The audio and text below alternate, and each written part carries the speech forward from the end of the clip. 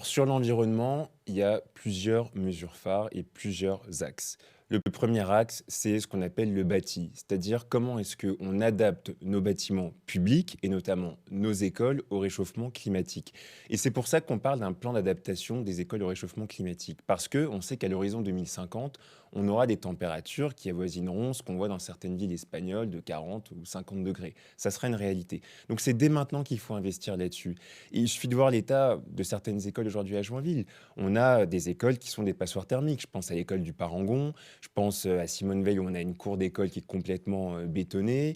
Je pense à l'école de Palissy, par exemple, l'école Gressier, où on a besoin aussi de brise-soleil, on a besoin de ventilation naturelle. Donc il y a tout un tas d'efforts à faire qui passeront par l'adaptation du bâti, sur l'isolation, sur les cours oasis, sur les abords des écoles, pour essayer aussi de piétoniser et d'apaiser. Et ça sera un axe aussi très important pour que les enfants aient moins chaud l'été.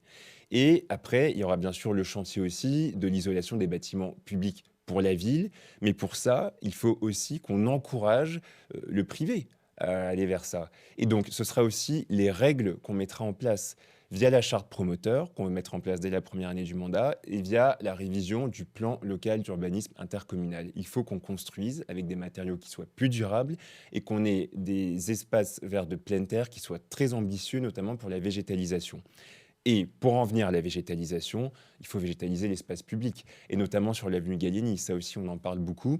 Il faut qu'on plante, il faut qu'on débitume pour aussi mieux infiltrer l'eau en hiver et puis surtout pour rafraîchir l'été.